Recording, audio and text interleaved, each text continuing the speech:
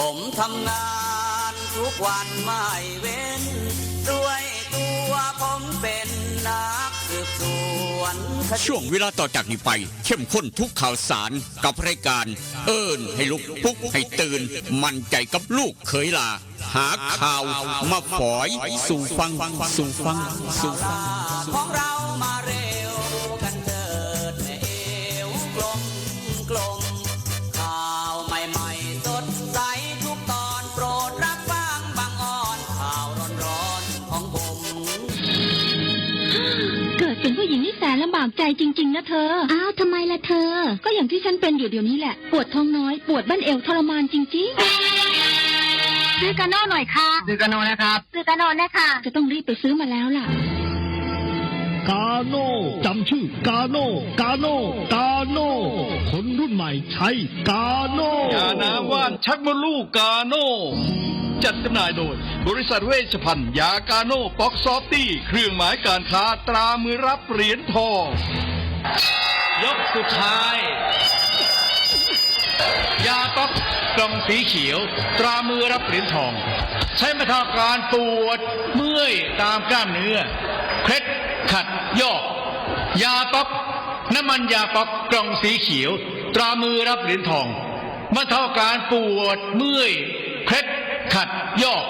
มีจำหน่ายตามร้านขายยาทั่วไปโรคฤทธิ์ดวงทวารหนักเป็นแล้วทรมานเริ่มต้นจากมีอาการคันบริเวณขอบรูทวารและมีอาการปวดท่วงทวารหนักถ้าปล่อยไว้นานอาจมีแผลเป็นรูปกลีบมะเฟืองและเป็นหนอกคล้ายเดือยไก่มีเลือดไหลซึมถ้าเป็นมากจะถ่ายออกมาเป็นเลือด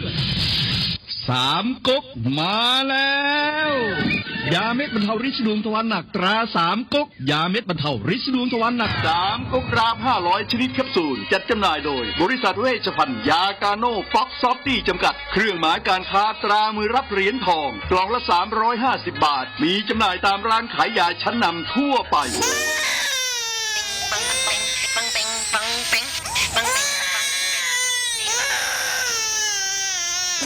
ลูกแอวลูกไห้เป็นไข้ไปหาหมอช่วยด้วยช่วยหน่อยคุณหมอไปคลินิกนายแพทย์จามิกรหรือว่าหมอดอดใจดีตั้งอยู่ตรงข้ามตลาดสดศรีเชียงใหม่ไปมาหาง่ายตรวจรักษาโรคทั่วไปเด็กผู้ใหญ่ผู้สูงอายุความดันเบาหวานตรวจน้ำตาลในเลือดโรคทางเดินอาหารทางเดินหายใจปวดกล้ามเนื้อคอกระดูกเสื่อมมีวิตามินบำรุงผิวบำรุงร่างกายบริการส่งตรวจเอ็กซเรย์คอมพิวเตอร์ตรวจคลื่นแม่เหล็กไฟฟ้าไปคลินิกนายแพทย์จามิกรอยู่ตรงข้ามนาตลาดศรีเชียงใหม่ตรวจดีมีมาตรฐานบริการเหมือนญาติพี่น้องเปิดบริการสู้มือต้องไปหาหมอดอดใจดีสอบถามได้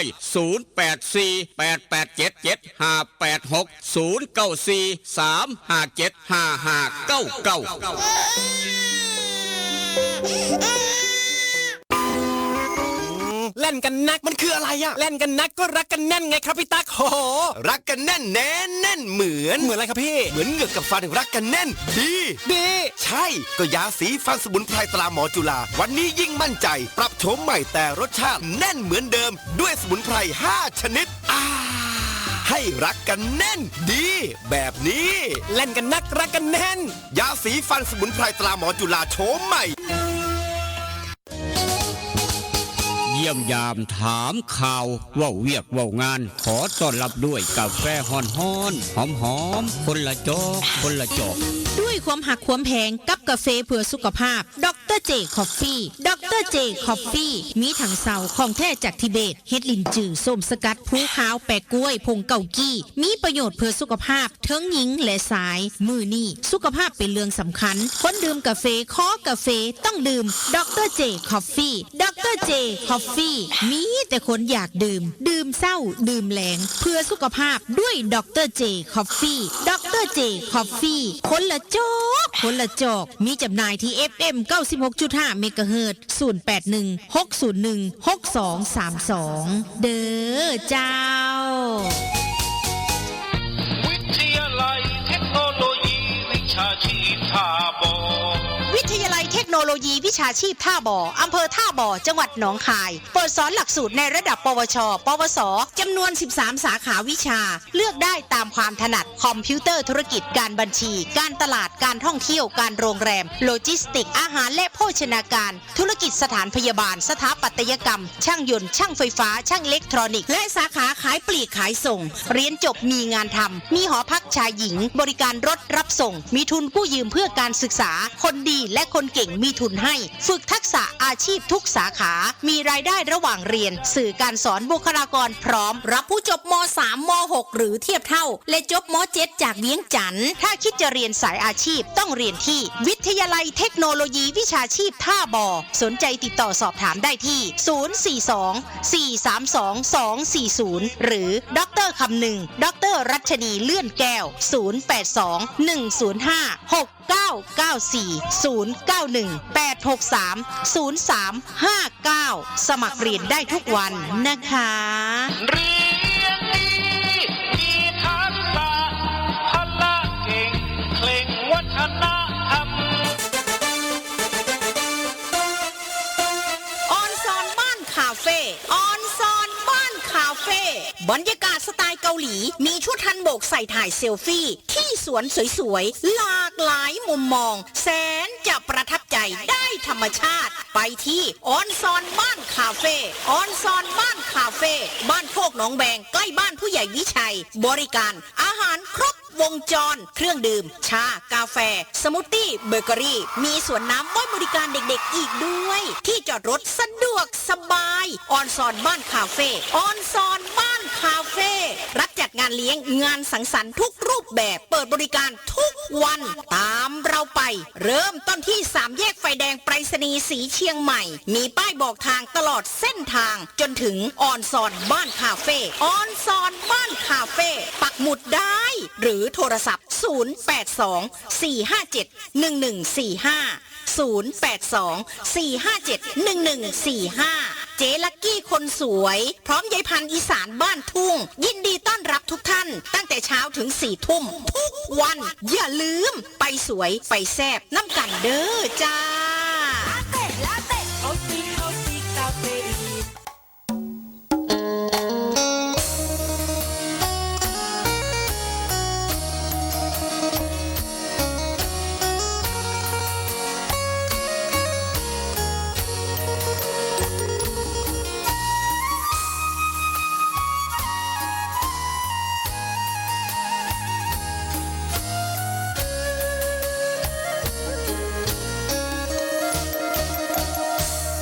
นั่งจอคอคือทอดแทนอคือทอดผู้สาวเย็นลมหนาวกินข้าวแรงแล้วยังบ่นอน2 ทุ่มครึ่งเอารูปผู้สาวเบิ่งแล้วอ่อนสอน3 ทุ่มก่อนเปิดใต้หมอนเอาจดหมายมา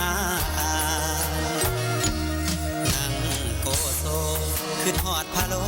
เฝ้าแต่รำพึงพอตีหนึ่งเฝ้าคิดถึงคำเคยเว้ากันตี2 คล้อยเขียนจดหมายน้อยไปถึงนุ่งครานตี3 ผ่านอ่านทบทวนแล้วเขียนใหม่อีกทีคิดฮอดอีหลีเพราะอ้ายนี้บ่เคยหักใครคือทอดหลายเพราะขวัญใจเจ้าคือทีวีคือทอดสิเป็นสิตายเพราะห่างไกลกันนานเป็นปีคิดฮอดทุกวินาทีลมหนาววีอ้ายแห่งคิดฮอดแนั่งสงลงหลับบ่ลงกระวนกระวายตี5เลยไปย้อนคิดหลายสายตาอย่างแข็งหนาวเย็นจ้อยลมวอยวอยคิดฮอดแห้งแห้ง6 โมงเช้าตะเวนแดงแดงคิดฮอดคำแพงจนสอดแจงจางตา อย่านอนตื่นสาย อย่าอายทำกิน อย่ามีเงินหน่อย อย่าคอยวาสนา สุขสบายมันเสมอมันเคยเก่าครับผู้ขาลูกเคยด่านามนคนทำข่าว กลับมาเว้านำผู้เจ้าดังเดิม ได้เวลาสำเนียงไม่ตู้เตรียมข้าวต่างๆครับถ้าจะมองเสลดพังพรสวมหน้ากากกันไม่ใส่แมสล้างมือได้เจลล้างมือครับเตรียมน้ำขวดใหญ่มาพร้อมขาดน้ำบ่ได้บอกว่าลูกหลานบอกว่าพี่น้องบ้านเฮาเจ้าข่อยประตูไม่ใหญ่พร้อมอีกต่างหากหอบเอาข้าวทางหอนสอนใจได้ขาดทุเทกยางปกเป๊กขามทงกุนมาท่ามกลางอุณหภูมิเช้าวันนี้26องศาครับ26องศาเซลเซียสอากาศเปลี่ยนแปลงกันอยู่ตลอดครับอากาศเปลี่ยนแปลงกันอยู่ตลอดมื้อนี้ฮ้อนเบิดมื้อครับมื้อนี้ฮ้อนเบิดมื้อไม่มีฝนพี่น้องบ่มีฝนเพราะฉะนั้นคนจะเทปูนเทพื้นบ้านเทเฮือนด้วยปูนคอนกรีตสำเร็จกับเทได้สะดวกสบายหายห่วงกระโลดมีเมฆบางส่วนฝนบ่ตกมื้อนี้ฝนบ่ตกแต่ว่ามื้ออื่นฝนจะมายามเลยเด้อพี่น้องเปลี่ยนแปลงครับมื้ออื่นบ้านเฮาสีชมัยฝนจะเริ่มเข้ามายามแล้วนางสาวฝนจะเริ่มเข้ามายามมื้ออื่นแต่ว่าก็บ่แห้งบ่หนักมื้ออื่นครับจะไปหนักอยู่พูนวันจันทร์วันอังคารหน้าประมาณนั้นเปลี่ยนแปลงกันได้ตลอดนี่คือสภาพดินฟ้าอากาศแต่ว่าอย่าขาดน้ำอากาศร้อนก็อย่าร้อนตามอากาศก็แล้วกันบอกว่าพี่น้องทางฝั่งไทยพี่น้องทางนครหลวงเวียงจันทร์ศรีชมัยเวียงจันทร์เหลียวเห็นกันไปพุ่นกินปลามาพี่กินข้าวฟัง96.5เสียงจากบ้านหม้อแดนสยามคือกันครับให้กำลังใจซึ่งกันและกันพร้อมอีกต่างหากอย่าร้อนตามอากาศจอยอใจเย็นๆครับจอยอใจเย็นก็แล้วกันเอาละครับบ่ว่าร้อนบ่ว่าหนาวครับท่ามกลางอุณหภูมิเช้าวันนี้26องศาทบศรีชมัยสังคมโพธิ์ตากน้ำสมนางยุงนางวัวพี่น้องทางอำเภอบ้านผือพี่น้องฟังอยู่ต่างอำเภอต่างจังหวัดต่างประเทศทางกรุงเทพก็ร้อนหลายไอ้เสียงหมอกว่าร้อนคักร้อนแน่ทางกรุงเทพก็ได้ไอ้เสียงหมอกว่าหมู่บ้านร้อนคักพี่น้องอยากเย็นอยู่สบายจากข้างนอกร้อนย่างเข้าไปดอนป้าเปื่อยเย็นสบายครับหมู่บ้านพี่น้องกามารวมทำบุญต่อสะพานบุญมาสร้างลานธรรมหลวงพ่อพระไสยหลวงพ่อองค์เตอร์หลายคณะหลายคนครับ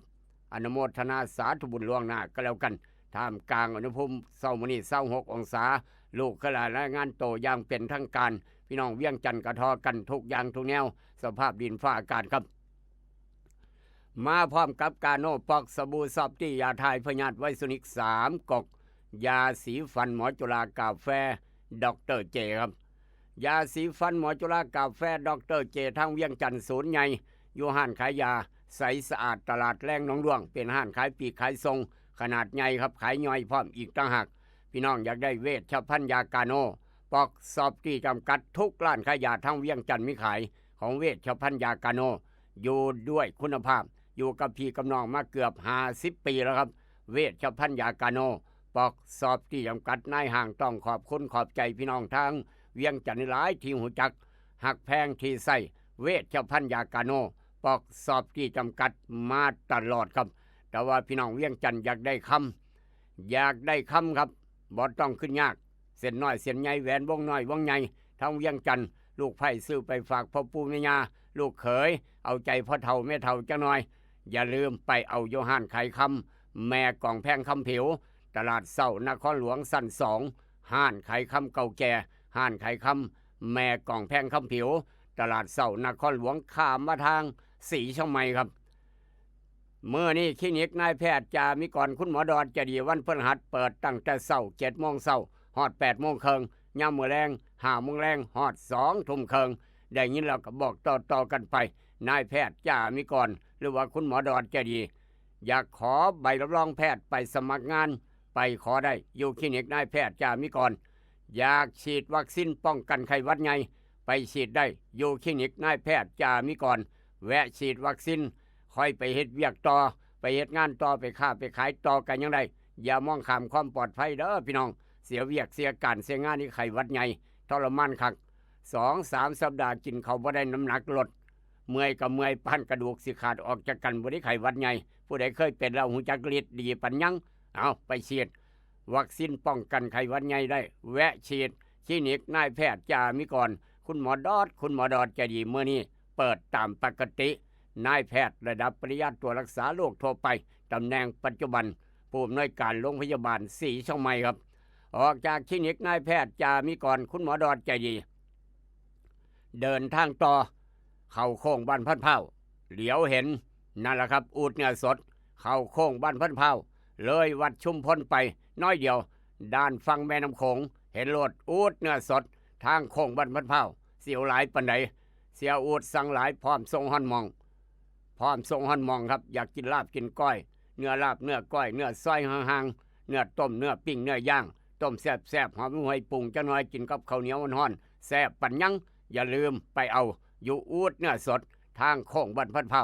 ไปเฮ็ดด้วยเมนูเด็ดด้วยฝีมือเจ้าของอยู่เฮือนอยู่บ้านฝักลาบโปกเปกแมนโลดพี่น้องเอ้ยคักหลายยามมื้อเช้ากินลาบซุ่มกันกินก้อยซุ่มกันฉลองตำแหน่งผู้ใหญ่บ้านใหม่ไปใช้บริการอยู่เอาเนื้อลาบเนื้อก้อยอูฐเนื้อสดทางโค้งบ้านพันเผาออกจากโค้งบ้านพันเผาเดินทางต่ออยากได้หนังไปฉายงานบุญงานบวชงานชาววัดกิจต่างๆครับฉลองตำแหน่งยังกะยาละอยากได้หนังขึ้นฮอดยุคหนังสมัยโบราณครับสามีภรรยาได้กันมาแต่งงานกันมาก็ย้อนเบิ่งหนังน้ำกันเพิ่นว่ากับประมาณนั้นอย่าลืมไปใช้บริการแอร์ภาพยนตร์บ้านหัวไส้ครับย้อนอดีตย้อนความเก่าความหลังจะหน่อยด้วยหนังจากบ้านหัวไส้แอร์ภาพยนตร์บ้านหัวไส้3 หน่วยพร้อมที่จะไปบริการพี่น้องอย่างเต็มพิกัดครับพร้อมที่จะไปบริการพี่น้องอย่างเต็มพิกัดหน่วย1หน่วย2หน่วย3มักหน่วยใหญ่หน่วยน้อยได้เบิดแอร์ภาพยนตร์บ้านหัวไส้ครับจากบ้านหัวไส้จากแอร์ภาพยนตร์บ้านหัวไส้ได้หนังเรียบร้อยเดินทางต่อพ่อลูกพ่อหลานไปเรียนต่อใกล้บ้านประหยัดค่าใช้จ่ายจบม.3 จบม.6 จบม.7 พี่น้องทางเวียงจันทร์ลูกหลานจบม.7 มาเรียนต่างประเทศใกล้บ้าน13 สาขาวิชาครับสนุกเลือกสาขาขายปีกขายส่งขายออนไลน์กำลังฮอตกำลังฮิตสาขาอิเล็กทรอนิกส์สร้างยนต์ไฟฟ้ามาครับมาเรียนใกล้บ้านสาขาการตลาดการโรงแรมมาสาขาธุรกิจคอมพิวเตอร์มาครับดร.คำนึงจัดให้13อย่าง13แนวมาเลือกมาเบิ่งซะก่อนช่วงนี้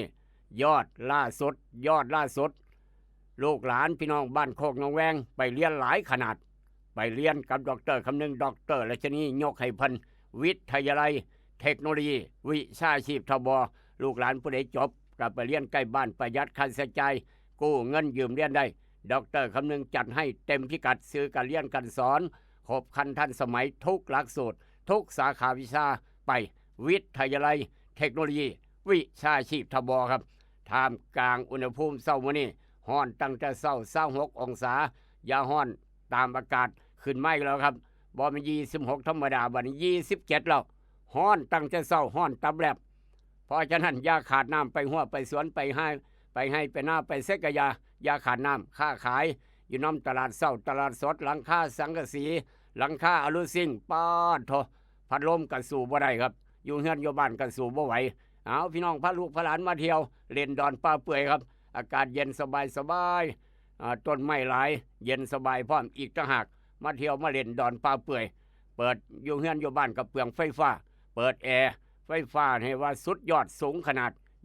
22 เมษายนที่ผ่านมาทั่วประเทศยอดการใช้ไฟทั่วประเทศสูงคักสูงแน่โธ่บ่ธรรมดาพี่น้องเอ้ยย้อนเปิดแอร์เปิดพัดลมครับเพราะว่าอากาศร้อนเดี๋ยวนี้ก็27 องศาแล้วพี่น้องเวียงจันทร์ก็27 องศาร้อนตั้งแต่เช้าครับบ่เท้าเฮืองเท้าหมอนเหือไหลไข้ย่อยอย่าเฝ้าโศกันใจเย็นจังหน่อยฟังรายการนี่ลูกปุ๊กให้เตือนค่อยโศกันต่อเจ้าของปลาแดกแซ่บเจ้าของข้าวปุ้นแซ่บทางตลาดสวนมอนครับ27 องศาเพราะฉะนั้นพักผ่อนหย่อนใจครับไปอาบน้ำเย็นสวยๆไปทางไหนอ่อนซ่อนบ้านคาเฟ่ครับอ่อนซ่อนบ้านคาเฟ่พาลูกพาหลานไปพักผ่อนหย่อนใจไปกินข้าวซุ้มกันสวนอาหารครบวงจรอ่อนซ่อนบ้านคาเฟ่ไปเล่นสวนน้ำลูกหลานเล่นสวนน้ำพ่อแม่นั่งท่ากินข้าวซุ้มกันกินกาแฟซุ้มกันอ่อนซ่อนบ้านคาเฟ่บ้านโคกหนองแวงบ้านผู้ใหญ่ใช่เลยบ้านโน้นสง่าไปพิสูจน์ด้วยสายตาเจ้าของเองแล้วพี่น้องจะเกิดคำว่าประทับใจครับออกจากอ่อนซ่อนบ้านคาเฟ่ขับรถขับราเดินทางไปหันมณีย่านเกิดอุบัติเหตุเพศภัยเนื้อหุ่มเล็กหุ่มเนื้อด้วยความเป็นห่วงสายด่วนคปพ.1186สายด่วนค ข้อปพ1186ครับได้ยินแล้วก็บอกต่อกันไปนี่คือสายด่วนข้อปพ1186มีปัญหาด้านการประกันภัยปรึกษาได้สายด่วนข้อปพ1186สำนักงานเพิ่นอยู่ทางจังหวัดหนองคายเวียงจันทร์ศรีเชียงใหม่ครับอุณหภูมิสูงคักฮ้อนตั้งแต่เช้า27องศาอย่าฮ้อนตามอากาศข้ามไปทางผาตากเสือว่าจะไหนครับเดี๋ยวนี้บ้านเฮาภาคพื้นดิน27องศาผาตากเสือ23ครับเย็นสบายเอาพี่น้องอยากเย็นก็ไปเที่ยวผาตากเสือครับ23องศาเซลเซียสบนที่สูงยอดภูผาตากเสือ23ภาคพื้นดินบ้านเฮา27ปาดโถแตกต่างกัน4องศาครับ4องศาหลายคักหลายแน่จากผาตากเสือไปทางผู้เรือเบิงผู้เรือว่าจะไหนครับผู้เรือเดี๋ยวนี้ก็ผาตากเสือทอกันเป๊ะ23องศาเซลเซียสคือกันเห็นบ่ครับอยู่สูงคือกันยอดภูคือกันยอดภูผาตากเสือยอดภูผาเรือทางผู้เรือครับอุณหภูมิทอกัน23ภาคพื้นดินบ้านเฮาศรีเชียงใหม่ทบสังคมพุทธตาก27องศาโอ้โหโทมาฮ้อนคักฮ้อนแน่เถอะเนาะเอาอย่าขาดน้ำครับไปหัวไปสวนไปให้ไปหน้าอย่าขาดน้ำถ้าย่านเป็นสิวเป็นฟ้าก็ต้องอาบน้ำด้วยสบู่ซอฟตี้สูตรกาแฟกล้องสีกาแฟฟันธงครับจากทางผู้เรือยอดผู้เรือผาตากเสืออุณหภูมิเทอกันข้ามไปทางญี่ปุ่นจะหน่อยบอนมันผู้ใหญ่วิชัยลอยไปเที่ยวญี่ปุ่นผู้เดียวหรือบ่ไปกินอาหารญี่ปุ่นแล้วบ่คือเงียบเถอะผู้ใหญ่วิชัยเฮานี่เห็นเงียบจังซี่แสดงว่าไปหากินอาหารญี่ปุ่นได้นี่ผู้ใหญ่ตุว่าจังไหนคนรูปรอทางบ้านโนนสง่าท่านกำนันพึกผู้ใหญ่ใสบ่ได้ไปผู้ใหญ่ใสขออนุญาตบ่ได้ไปน้ำหมู่เด้อเพิ่นเตรียมงานครับเพิ่นเตรียมงานใหญ่สำหรับชีวิตของเพิ่นในฐานะจะได้เป็นพอเฒ่าคนเพิ่นว่าประมาณนั้นเพราะฉะนั้นขออนุญาตเตรียมงานซะก่อนญี่ปุ่นก็เลยบ่ได้ไปผู้ใหญ่วิชัยก็เลยลอยไปผู้เดียว19องศาเซลเซียสนายสั่งทดนายสั่งใหญ่ผู้สั่งสรรค์สะพานดอนป้าเปื่อยผมขอไปน้ำแน่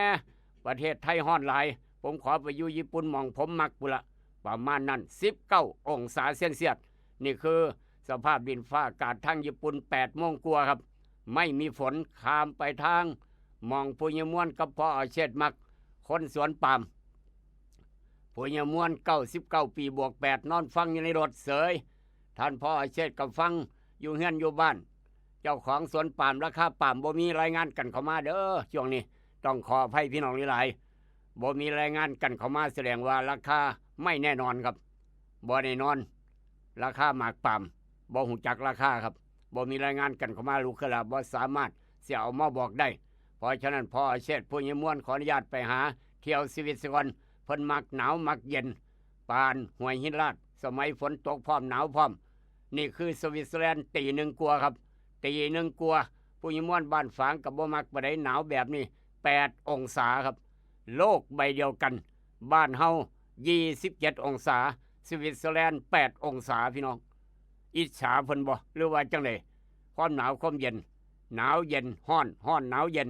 แตกต่างกันอยู่ตลอดเปลี่ยนแปลงกันอยู่ตลอดโลกใบเดียวกันอุณหภูมิบ่คือกันครับเอามาเว้าสู่กันฟังประจำเช้าวันที่24เมษายนพุทธศักราช2568ตรงกับวันพฤหัสบดีแรม12ค่ำเดือน5ปีมะเสงตำรับตำราพ่อแม่ครูบาอาจารย์เลิกงามยามดีมื้อนี้ครับ24เมษายนวันพฤหัสห้ามทำการมงคล24 25 26 27 4มื้อต่อกันห้ามทำงานมงคลทุกอย่างทุกแนวครับเลิกบ่ดีจักอย่างโลกาวินาศแต่ว่าวันจันทร์28วันจันทร์28สร้างเฮือนสร้างบ้านยกเสาเอกเสาโทดีตั้งศาลดีจิตอย่างอื่นห้ามนั่นคือวันจันทร์28ผู้ใดอยากทวงหนี้อยากเป็นเจ้าหนี้ครับออกทวงหนี้วันอังคารดีออกจู่โจมออกลบดียิกนักแลวันที่30วันพุธเมื่อสิ้นเดือนเมษาสร้างเฮือนสร้างบ้านดีตั้งศาลดีทำจิตทุกอย่างดีเลิศประเสริฐศรีวันที่30เมษามหาสิทธิโชคดิถีนครกันลองพิจารณาเบิงไม่เชื่ออย่าลบหลู่ ด้วยความปรารถนาดีกับยาสีฟันหมอจุฬาปวดเหงือกปวดแขวปวดฟันใส่สูตรดั้งเดิมดูแลเหงือกดีแขวยูเหงือกบ่ดีแขวไปรักษาไว้ด้วยยาสีฟันหมอจุฬาสูตรเอกตามีจำหน่ายขายกันหาซื้อง่ายบ่ต้องขึ้นยากไปร้านขายยาลุงเรื่องฟาร์มาสีช่องใหม่มีขายครับยาสีฟันหมอจุฬาก็อยู่หันเวชภัณฑ์ยากาโนก็มีขายคือกันแต่ว่าหลานชายหลานสาวอีน้อยบักคำน้อยเฮาคลอดมาเมื่อคืนเกิดมาเมื่อคืนลืมตาเบิ่งโลกใบห้อนๆมองนี้แล้วครับเพิ่มประชากรในกับประเทศเพิ่มประชากรในกับครอบครัวเพิ่มประชากรใส่เงินซอยสำหรับผู้เป็นพ่อเป็นแม่หลานชายหลานสาวว่าจะได้ขอแสดงความดีใจน้ำครับได้ลูกได้หลานอาจารย์พินโยเอากระดานดำขึ้นมาดินสอหินขึ้นมานั่งขีดเขียนบวกลบคูณหารนั่งสมาธิน้อยหนึ่งปานเท่าแก่นิเวศได้ออกมาว่าจังสี่ครับหลานชายบักคำน้อยใหญ่ขึ้นมาดวงวาสนาจะเป็นคนรูปร่างหน้าตาดีรูปรอมีสติปัญญาฉลาดรักแหลมและกับปาดเปรียวจิตใจดีมักทำบุญทำการกุศลหลานชายผู้นี้บักคำน้อยเฮาห้วยมาสังวาสเนาะบาดนี้เนาะมรดกตกทอดให้หน้าสาโทหลายปฏิกยาบ่ไปตีไปฆ่าผู้ใดบ่เอานะผู้ใดพวกเจ้าอยากได้เอาโลดผู้เป็นเอื้อยเป็นอ้ายคอยเป็นน้องไส้ลาหมูบ่เอาหยังจักอย่างพ่อแม่หาไว้ให้แบ่งให้ก็บ่เอาเงื่อนซ่านบันซองตึกลำบันซองให้หน้าสาโทบ่เอาจักอย่างไปหาเอาไม่ครับไปหาเอาไม่จิตใจดีเสียสละเป็นผู้เสียสละปานเพ่งสายันสัญญาครับมักร้องลำทำเพลงบ่มักทำบุญบ่มักปัญญังไปเจริญยังบ้านอื่นเมืองไกลห่างจากแดนเกิดอยู่เวียงจันทน์อาจจะไปเป็นเฒ่าแก่ใหญ่ไปหาเอาไม้อยู่ทางหลวงพ่อบางทางเมืองหลวงพ่อบางเสียงขวงหลวงพ่อบางประมาณนั้นหรือว่าเกิดอยู่ทางศรีชมัยไปเจริญยังบ้านอื่นเมืองไกลอยู่ทางภาคเหนือภาคใต้ภาคกลางภาคตะวันออกประมาณนั้นเป็นเฒ่าแก่ใหญ่ไปเจริญห่างจากแดนเกิดบ่ได้อยู่บ้านเจ้าของบ่ได้อยู่เฮือนเจ้าของเด้อพอตู้แม่ตู้หลานชายผู้นี้เป็นจังซั่นพ่อแม่เตรียมใจไว้ลูกชายบ่ได้อยู่นำครับจะได้ไปหายามเอาผู้เป็นพ่อเป็นแม่ไปเจริญยังบ้านอื่นเมืองไกลอายุหลายขึ้นบักคำน้อยจะเป็นคนดีมีทรัพย์สินและก็ลูกหลานหลายแลน้ำก้นญาบประกอบการค้าเป็นร่ำเป็นสันเป็นคนน่าเชื่อถือยิ่งนักแลปุ่นเด้นี่คือดวงวาสนาของบักคำน้อยหลานชายครับสำหรับพี่น้องบ้านเฮาเจ้าคอยได้หลานสาวได้อีน้องน้อยครับใหญ่ขึ้นมาเสียงเจ้ยเจ้าคุณตาจ๋าคุณยายจ๋าคุณปู่จ๋าคุณย่าขาคุณพ่อคุณแม่ป้าขาโอ้ยคักพี่น้องเอ้ยหน้าตาดีพร้อมใจดีอ่อนหวานเฉลียวฉลาดมักเรียนหนังสือมีไหวพริบปฏิภาณดีมักทำคุณกับคนอื่นหมู่หลายเพื่อนหลายมีผลความเมตตากระหนุนมีสื่อมีเสียงเป็นที่หมายปองของคนหลายคนครับได้คู่ครองที่มีหลักฐานมั่นคงพ่อแม่สบายใจอีน้อยผู้นี้ได้คู่ครองได้คุณสามีในอนาคตมีหลักฐานมั่นคงร่ำรวยมักเหตุงานที่ใส่สมองและสติปัญญาครับชีวิตครอบครัวปกติสุขดีมีหลักฐานมั่นคงอนาคตหลานสาวแจ่มใสยอดเยี่ยมกระเทียมดองครับบ่ไม่ธรรมดานี่คือหลานสาวดวงวาสนาหลานชายดวงวาสนาคลอดมาเมื่อคืนนี้เป็นจังสันพ่อแม่ครูบาอาจารย์บอกไว้ว่าจังสันก็ลองพิจารณาเบิ่งแต่ว่าที่นี่แน่เลี้ยงในน้ำนมแม่เอาคักเอาแข็งกระโลดสมองจะได้ดีปัญญาจะได้เลิศขอแสดงความดีใจน้ำอีกรอบหนึ่งสำหรับพี่น้องบ้านเฮาเจ้าคอยที่เกิดวันพฤหัสผู้ใดเกิดวันพฤหัสยกมือขึ้นเฒ่าแก่นิเวศยกก่อนหมู่คนเลี้ยงงัวเลี้ยงแพะผู้ใดอยากได้ขี่แพะมูลแพะเด้อมูลแพะขี่แพะไปใส่หัวใส่สวนราคาประหยัดไปหาเฒ่าแก่นิเวศทางบ้านท่ากระถินกับเสี่ยวหลายปันใดมูลแพะขี่แพะราคาถือพร้อมอีกต่างหากเท่าเฮืองเท่าหมอนเอามือลงยังบ่ฮอดมือเจ้าของอย่าเฝ้ายกข้างไว้เอากาแฟดร.เจโสเลกันไปพร้อมพี่น้องเกิดวันพฤหัสตื่นแต่เช้านึ่งข้าวใส่บาตรผู้ใดนอนตื่นสวยเทวดาเพิ่นจมทางผู้ใหญ่วิชัยเอามือลงยังบ่ฮอดมือคนเกิดวันพฤหัสมื้อนี้ครับดวงวาสนาวาจังสิดวงวาสนาคนเกิดวันพฤหัสวันไข่วันเกิดอย่าลืมไปฉลองวันไข่วันเกิดหาหมองกินข้าวแซ่บๆไปอ่อนซ่อนบ้านคาเฟ่บ้านโคกหนองแวงครับคนเกิดวันพฤหัสควรมีความรอบคอบมื้อนี้ครับ ต้องมีควรรอบคอบระมัดระวังอารมณ์ของเจ้าของไว้ให้ดีย่ำโกรธอย่าได้ย่ำได้อย่าโกรธการผีผามใจห้อนใจด่วนคือจังอากาศใจเฮ็ดให้เกิดการผิดพลาดได้ง่ายควรมีความรอบคอบและเข้มงวดทางด้านการเงินต้องพิจารณาให้ดีว่าสิ่งใดบ่จำเป็นสิ่งใดจำเป็นอันใดซื้ออันใดสมควรบ่ซื้ออันใดสมควรจะทาไว้ก่อนพิจารณาครับการเก็บออมเงินควรเฮ็ดอย่างสม่ำเสมอเพื่อเจ้าของและก็ลูกหลานในยามจำเป็นเก็บออมไว้ฝากออมสินไว้ความรักด้านความรักควรปรับปรุงเจ้าของเสียใหม่ความรักควรปรับปรุงเจ้าของเสียใหม่ครับเปลี่ยนอีหยังใหม่ๆเปลี่ยนใหม่ๆเปลี่ยนอีหยังใหม่ๆจะซอยเพิ่มชีวิตชีวาให้กับเจ้าของและครอบครัวนี่คือดวงวาสนา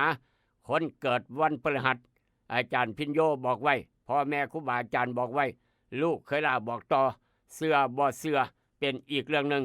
ด้วยความหักความแพงกับยาสีฟันหมอจุฬากาแฟดรเจวันนี้ในอดีตครับเมื่อนี้ในอดีตย้อนไปหลายปีที่ผ่านมาครับตั้งแต่ปีพุทธศักราช 2476 หลายเทศบาลผู้นำกำลังจะมีการเลือกตั้งหลายๆเทศบาลทั่วประเทศไทยกำลังจะมีการเลือกตั้งผู้นำคนใหม่ครับผู้นำคนใหม่หรือว่านายกเทศมนตรีนี่กำลังหาเสียงแข่งกันอย่างจารวันครับกำลังบี้กันอย่างหนักกลุ่มนั่นกลุ่มนี้กลุ่มนั่นจังสั้นกลุ่มนี้จังซี่กำลังบี้กันหาเสียงกันจารวันพี่น้องคือคักประชาธิปไตยเบ่งบานนี่คือมือกำเนิดเมื่อนี้กระทรวงมหาดไทยครับเป็นมือกระทรวงมหาดไทยได้ประกาศกำหนดให้วันที่ 24 เมษายนของทุกปีเป็นวันเทศบาลพี่เป็นหนุ่มเทศบาลเป็นวันเทศบาลเมื่อนี้ครับเทศบาลถือว่าเป็นองค์กรปกครองส่วนท้องถิ่นที่มีประวัติความเป็นมาโดนครับจนฮอดซุมื้อนี้เทศบาลในประเทศไทยกำเนิดเกิดขึ้นเมื่อวันที่ 24 เมษายน 2476 ตามพระราชบัญญัติจัดระเบียบเทศบาล 2476 ภายหลังการเปลี่ยนแปลงการปกครอง1 ปีภายใต้รัฐบาลของพญาพหลพลพยุหเสนานายกรัฐมนตรีของประเทศไทยในปีนั้นสมัยนั้นครับเพิ่นก็เลยกำหนด 24 เมษายนของทุกปีเมื่อนี้เป็นวันเทศบาลครับให้กำลังใจพี่น้องเฮ็ดงานเทศบาลทุกคณะ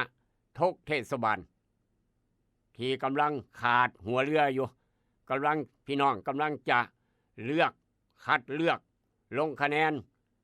เลือกคัดหัวเรือเข้าไปบริหารเทศบาลวันที่ 11 พฤษภาคมที่จะถึงนี้ครับเข้าคูหาตั้งแต่ 8 โมงเช้าฮอด 5 โมงแรงอย่าลืมไปคัดเลือกผู้นำของพี่น้องเอิ้นว่านายกเทศมนตรี 11 พฤษภาบวาทางเทศบาลตำบลศรีชมัยเทศบาลเมืองทบเทศบาลตำบลโพธิสาเทศบาลตำบลกองนางเทศบาลทางหนองป่าปากก็เลือกสอท่อครับหนองป่าปากนายกยังบ่เบิดวาระหรือว่าทุกเทศบาลทางกลางใหญ่พร้อมทุกหมู่บ้านทุกตำบลทั่วประเทศไทยครับและกับมื้อนี้ก็เป็นมื้อสำคัญอีกมื้อหนึ่งคือกันหลังจากเป็นวันเทศบาลแล้วยังเป็นวันที่สำคัญอีกมื้อหนึ่งหลายคนอาจจะลืมไปแล้วผืนป่าทุ่งใหญ่นเรศวรครับอากาศร้อนก็ย้อนป่าหน่อยอากาศร้อนก็ย้อนป่าหน่อยฝนก็บ่ตกย้อนต้นไม้หน่อยนะครับประเทศไทยเดี๋ยวนี้ถ้าเปรียบเทียบกับเส้นผมเอิ้นว่าหัวล้านเบิดแล้วถ้าเปรียบเทียบเส้นผมครับเหลืออยู่ประมาณ21-22 เซนนี่ละเบิดหัวนอกนั้นเป็นสายเอิ้นว่าหัวล้านภูเขากูหัวโลนคนกูหัวล้านครับเพราะฉะนั้นผืนป่าทุ่งใหญ่นเรศวรได้รับการประกาศให้เป็นเขตรักษาพันธุ์สัตว์ป่ารักษาป่า 24 เมษายน 2517 เพราะฉะนั้นป่าต้นไม้ทุกต้นมีคุณค่ามหาศาลสำหรับชีวิตสัตว์ชีวิตมนุษย์แต่เราจะคอยต้องรักษาต้องดูแลอย่าไปตัดไม้ทำลายป่าอย่าไปเผาป่า บ่คุ้มค่าซอยกันปลูกซอยกันรักษาต้องให้กำลังใจเจ้าหน้าที่ป่าไม้เพิ่นต้องให้กำลังใจเจ้าหน้าที่ป่าไม้เพิ่นครับอย่างเต็มพิกัดเจ้าหน้าที่ดูแลไฟป่าทางผ่านตั้งพร้อมเพราะฉะนั้นพี่น้องถ้าบ่อยากร้อนบ่อยากอากาศเป็นพิษอากาศเย็นสบายฝนตกถึกต้องตามฤดูกาลต้องรักษาป่าอย่าทำลายป่าอย่าตัดไม้ต้องปลูกป่าซอยกันดูแลป่าครับอย่าไปตัดป่าเอาห้างนกเอาลูกนกเอาห้างนกตัวเดียวตัดต้นไม้เอาห้างเพิงห้างเดียวย้อมตัดต้นไม้ไม่คุ้มค่าขาดทุนย่อยยับด้วยความปรารถนาดีกับรายการเอิ้นให้ลูกปุ๊กให้เตือนเอาแนวคิดมาฝากถ้าพี่น้องมีข่าวด่วนแจ้งมาได้น้ำบ่ไหลไฟบนสว่างหนทางบ่ดี0816016232ครับ0816016232อยากเว้าอยากว่าอยากคุย0816016232ขอบุญขอบคุณยพ่อผู้ใหญ่บ้านยแม่กำนันครูบาอาจารย์หลายๆหมู่บ้านที่กำลังเปิดออกหอกระจายข่าวบอกว่าพี่น้องทางทาบออำเภอเมืองหนองคายทางศรีชมัยทางโพธิ์ตากน้ำโสมนายุงนางงัวผาตั้งดงต้องห้วยเสงัวพี่น้องทาง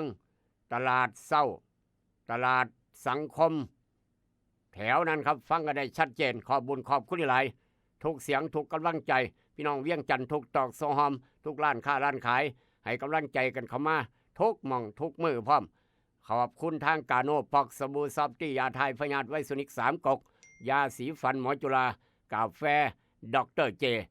และก็นาโดพัดบิ๊กซันครับยาท่านายางสูตร2 พลังให้กำลังใจกันทุกปีหอดยามนี้มาหอดยามลงกีดยางน้ำยางบ่ไหลบ่คักไหลบ่ดีใส่นาโนพัดบิ๊กซันมีจำหน่ายขายกันอยู่ร้านแต่การเกษตรแต่เอี่ยมเฮงทางศรีชมัยตัวแทนจำหน่ายสังคมร้านสังคมการเกษตรอำเภอบ้านผือล้านวิลิตอย่างพาราอำเภอบ้านผือขออนุญาตเดินทางต่อไปสำรวจตรวจสอบหนาหนึ่งของไทยรัฐว่าจังไหนครับหนาหนึ่งไทยรัฐเศร้ามื้อนี้ว่าจังไหนไปฟังพร้อมกันข่าวใหญ่เทอเลอร์ครับดับกระแสรัฐกระแสการบ้านการเมืองฮ้อนๆคือจังอากาศเพราะฉะนั้นก็เลยอยากให้เย็นจังหน่อยนายกบอกว่าดับกระแสเขย่ารัฐบาลนายกลั่นไม่ปรับครม.นั่นเห็นบ่ละบาทเนี่ยนายกบอกว่าหนูไม่ปรับครม.เห็นบ่ครับขอกอดข้อไปจนครบวาระขอกอดข้อไปจนครบวาระบอกว่าสิ่งใดในโลกล้วนอนิจจังบอกว่าอิหยังกะยาในโลกไม่มีอะไรแน่นอนล้วนอนิจจังครับรองนายกภูมิธรรมรองนายกอนุทินครับโชว์จุงมือหวานช่วงจุงมือกันหวานปานคู่บ่าวคู่สาวปาดโธนี่คือการเมืองประเทศไทยในวันนี้ครับกำลังแก้ปัญหาเศรษฐกิจกันอยู่โดยเฉพาะภาษีทางอเมริกาโอ้แต่ละประเทศเดือดร้อนครับหลังจากทำมาเป็นประธานาธิบดีทุกประเทศเดือดร้อนย้อนภาษีกำลังแก้ปัญหากันอยู่นอกจากนั้นกรอบนี้ว่าจังใดกรอบนี้จำคุก3 ปีเนตร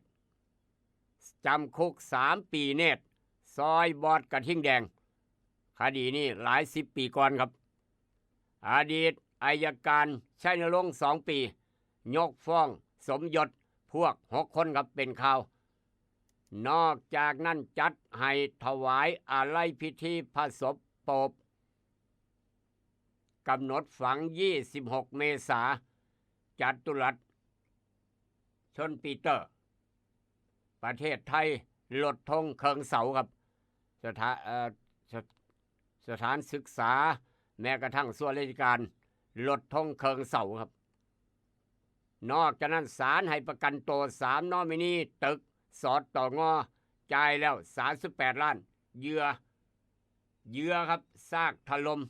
จ่ายแล้ว38 ล้านบาทเหยื่อซากถล่มได้เงินครับนอกจากนั้นป้ายังภาวะผิดโลกขอคุ้มครองร้องขอความยุติธรรมครับคู่กรณีโพโรงพยาบาลผัวข้างเผาบ้านไหวไปเผาบ้านยังอีพอเศร้าข้างเจ้าสิไปนอนอยู่สายผัวข้างเผาบ้านเจ้าของย่างสดแม่เฒ่าอีกตั้งหัก ผัวคั่งเผาบ้านเจ้าของบ้านนี้แม่เฒ่านอนอยู่ในบ้านย่างสดแม่เฒ่าพร้อมปาดโถมาโพดมาเหลือมีความผิดเด้ออีพอเอ้ยอย่าไปใจห้อนใจด่วนอย่าไปคั่งตามประกาศอย่าไปคั่งตามยาบ้าก็แล้วกันอันนี้ยาบ้ากินคนครับจนคั่งเพราะฉะนั้นลูกหลานเพื่อติดยาบ้งยาบ้าพ่อแม่ต้องระมัดระวังเฮ็ดจังไดค่อยจะบ่ติดเฮ็ดจังไดค่อยจะเลิกได้พ่อแม่ต้องดูแลครับแจ้งผู้ใหญ่บ้านแจ้งตำรวจด่วนบ่ต้องอายครับไม่ต้องอาย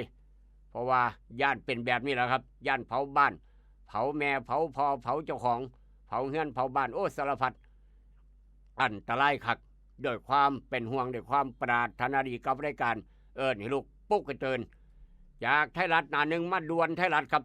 ด่วนไทยรัฐว่าจังเลยด่วนไทยรัฐหน้าหนึ่งแม่ตู้ว่าจังสินักท่องเที่ยวตะลึงครับไปเที่ยวทะเลไปเห็นน้ำทะเลไปเห็นทะเล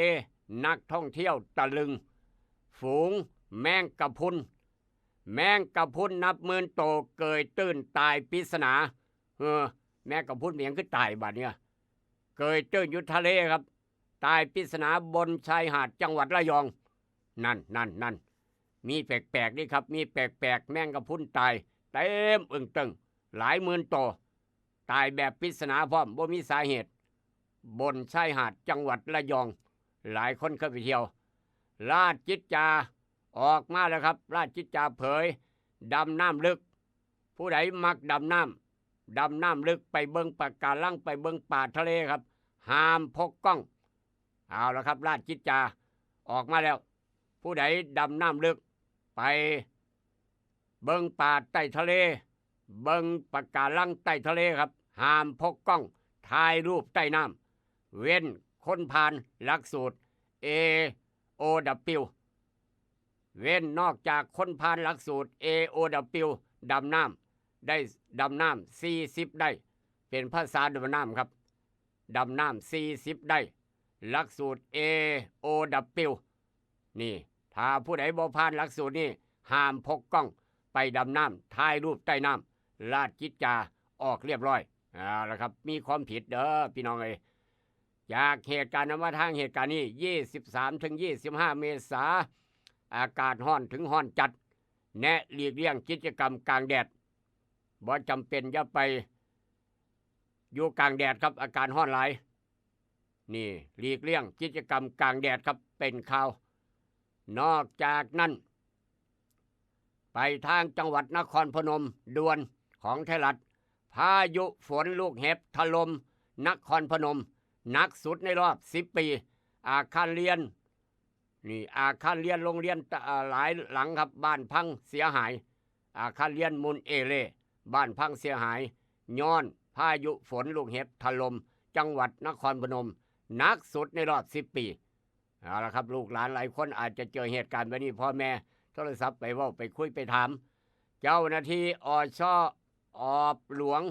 สกัดจับรถกระบะรอบขนไม้ประดูแปรรูปมูลค่า200,000 กว่าบาทถูกจับเรียบร้อยครับเป็นข่าวนอกจากนั้นมาอีกแล้วให้ก็มาดูจะเนาะก็มาทีจะเนาะญาตินี้แบบนี้เนาะเวลา 18:07 นาทีเมื่อวานยังมื้อแรงครับช่วงพี่น้องกำลังฮ้อนยนต์ละเมื่อวานยังมื้อแรงครับ 18:07 นาทีพาพี่น้องไปทางจังหวัดแม่ฮ่องสอนแผ่นดินไหวแม่ฮ่องสอนครับแผ่นดินไหวอยู่แม่ฮ่องสอน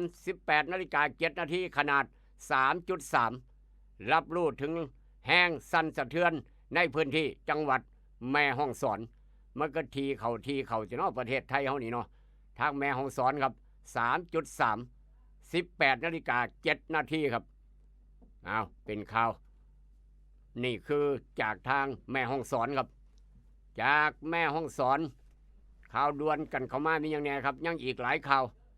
จากไทยรัฐยกง่ายๆมาทางเดลินิวครับเดลินิวบอกว่าจะนี่แน่จากไทยรัฐยกง่ายๆมาทางหน้าหนึ่งของเดลินิวเช้ามื้อนี้ข่าวใหญ่เทเลอร์เล็กคออ้อยเกี่ยวกับตึกสตงครับเล็กคออ้อยสิ้นเคยหยวนตรวจบ่ผ่านมาตรฐานขนาด20 มิลลิเมตรเก็บหลักฐานจากตึกสตงวิศวะรุ่นเก่ารับเป็นที่ปรึกษาได้ 150,000 บาทนั่นคืออีกกรอบหนึ่งประดิษฐานพระศพมหาวิหารนักบุญเปรโตถวายสักการะโปปฟรานซิสนอกจากนั้นครับนอกจากนั้นฝ่ายค้านการบ้านการเมืองครับบอกว่านายกบินร่วมงาน75 ปีสัมพันธ์ไทยกัมพูชาบินร่วมงาน75 ปีสัมพันธ์ไทยกัมพูชาเมื่อวานนี้ครับคนไทยแบกอ่วมไฟฟ้าสำรองควักจ่ายเงินควักจ่ายเกินจริง 50% วอนนายกกล้าฟันธงครับไฟเขียวยกเลิกชุดลูกเสือไฟเขียวครับไฟเขียวยกเลิกชุดลูกเสือใส่แค่ผ้าพันคอสัญลักษณ์ร่วมกิจกรรมแบ่งเบาภาระค่าใช้จ่ายนี่ครับชุดลูกเสือนักเรียนบดแต่งก็ได้ใส่ผ้าพันคอเป็นสัญลักษณ์ร่วมกิจกรรมครับเป็นข่าวไฟเขียวให้ประมาณนั้นนอกจากนั้นครับนอกจากนั้นก็ยังอีกหลายกรอบหลายข่าวที่น่าสนใจครับยกเลิกชุดลูกเสือใส่แค่ผ้าพันคอสัญลักษณ์กิจกรรมกระทรวงศึกษาซอยลดค่าใช้จ่ายเค้นสอบ5 ชั่วโมงตัวแทนสตง.กรณีส่งเอกสารซ่าบอกว่าบ่แม่นผู้ต้องหาผมเนี่ยโอ้ยบ่แม่นผู้ต้องหาเด้อทั้งควรทั้งเว้าทั้งว่าเว้าอีกคอยพวกผมไม่ใช่ผู้ต้องหานะครับว่าซั่นว่าสำหรับคนเหตุงานอยู่สตง.ครับตัวแทนสตง.ควรบอกว่าพวกผมบ่แม่นผู้ต้องหากรณีส่งเอกสารซ่าเพิ่นว่าทางร้อยเวรสอบอยู่ประมาณ5 ชั่วโมงครับเป็นข่าวเอามาเว้าสู่กันฟังนอกจากนั้นมาดามแป้งนายกสมาคมฟุตบอลไทยครับมาดามแป้งนายกสมาคมฟุตบอลไทยใจปั้มควักเงินเจ้าของในกระเป๋าครับเอาเงินเจ้าของในกระเป๋า25 ล้านจ่ายให้สยามกีฬามาดามแป้งใจปั้มบ่ครับตบมือสวดๆคนกีฬาข้อกีฬาตบมือสวดๆให้นายกสมาคมฟุตบอลไทยควักเงินในกระเป๋าเจ้าของจกออกมายังโกโก้บ่แม่น25 บาทเด้25 ล้านบาทจ่ายให้สยามกีฬาครับคักบ่พี่น้องนี่คือนายกสมาคมในยุคปัจจุบันมาดามแป้งครับพี่น้องคนกีฬาข้อกีฬาตบมือสวดๆบ่เสียมันเล่าใจเกินล้านเพิ่นว่ามาดามแป้งเศรษฐีแล้วครับใจปั้มควัก25 ล้านจ่ายให้สยามกีฬาเป็นข่าวเอามาเว้าสู่กันฟังอันใดดีมีประโยชน์นำไปคิดนำไปใช้อันใดบ่ดีเอาไปทิ่มลงแม่น้ำโขงเดี๋ยวกลับมาพ้อกันกับอาหารสมองยามมื้อเช้ายกต่อไปยกที่2ครับคิดทองให้ได้ทองคิดเงินให้ได้เงินคุณกำลังรับฟังอาหารสมองยามเช้าริมฝั่งโขงกับรายการให้รู้ปลุกให้ตื่นให้รู้ปลุกให้ตื่นอยู่นะครับอยู่นะคะ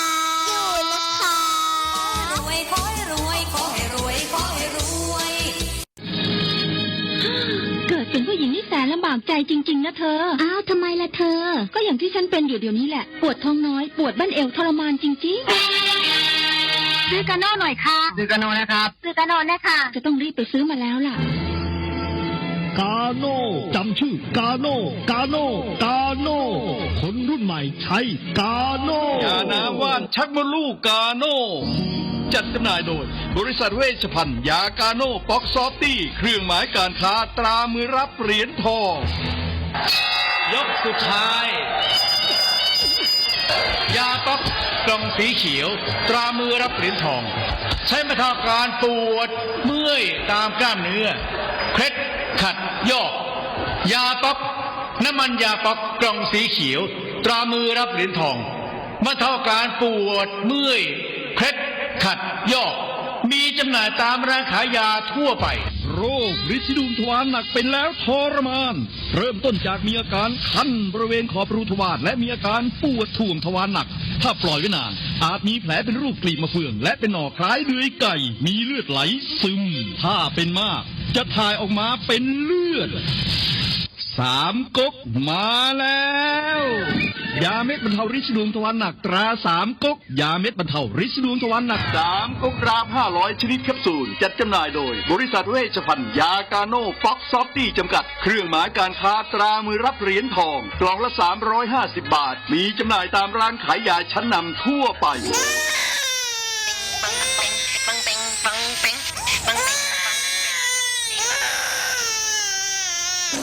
ลูกแอวลูกไห้เป็นไข้ไปหาหมอ ช่วยด้วย ช่วยด้วย ช่วยหน่อยคุณหมอ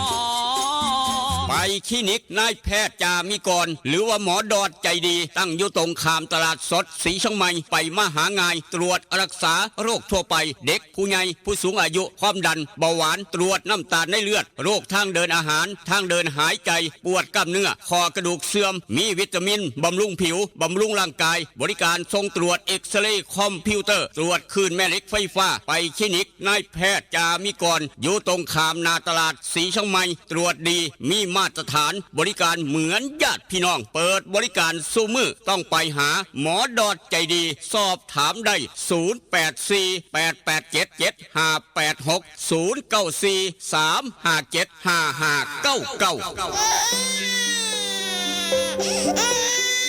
จึงยอมถอดแหวนที่แม่เคยสวมนิ้วให้